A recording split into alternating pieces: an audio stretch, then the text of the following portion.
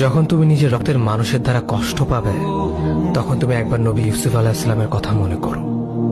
তিনি কিভাবে নিজের ভাইয়ের দ্বারা প্রতারিত হয়েছিল। যখন তোমার বাবা মা না বুঝে তোমার বিরুদ্ধাচরণ করে, তখন নবী ইব্রাহিম আলাইহিস সালামের কথা মনে করো। তার বাবা তাকে আগুনে নিক্ষেপ করায় ভূমিকা রেখেছিল। যখন তুমি সমস্যা থেকে পরিত্রাণের জন্য কোনো পথ পাবে না, তখন ইউনুস আলাইহিস সালামের কথা ভেবো। তিনি কতটা সময় তিমি মাছের পেটে আটকা পড়েছিল। যখন তোমার নামে কেউ মিথ্যা অপবাদ ছড়িয়ে দেবে, তখন মা আয়েশা রাদিয়াল্লাহু আনহার কথা মনে করো। তার নামে পুরো শহর জুড়ে কুৎসা রচনা করা হয়েছিল। যখন তুমি অসুস্থ ব্যথার যন্ত্রণায় কাতরাতে থাকো, তখন নবী আইয়ুব আলাইহিস সালামের কথা ভেবো। তিনি ভয়ঙ্কর এক ভাইরাসজনিত রোগে আক্রান্ত হয়ে তোমার থেকে বেশি কষ্ট পেয়েছিল। যখন তুমি দিনের কোনো বিধান নীতিতে যুক্তি খুঁজে পাও না, তখন নবী নূহ আলাইহিস সালামের কথা ভেবো।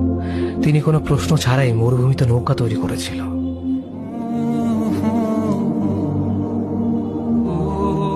যখন তুমি আত্মীয়স্বজন, পরিবার, বন্ধু বান্ধবের কাছে হাসির পাত্রে পরিণত হও, তখন তুমি শেষ নবী হযরত মুহাম্মদ সাল্লাল্লাহু আলাইহি ওয়াসাল্লামের কথা ভেবো।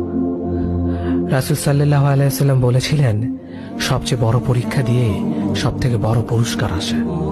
যখন আল্লাহ কাউকে ভালোবাসেন, তখন তাকে পরীক্ষা করেন, এবং যে এই পরীক্ষাগুলো মেনে নেয়, সে আল্লাহর সন্তুষ্টি অর্জন করে।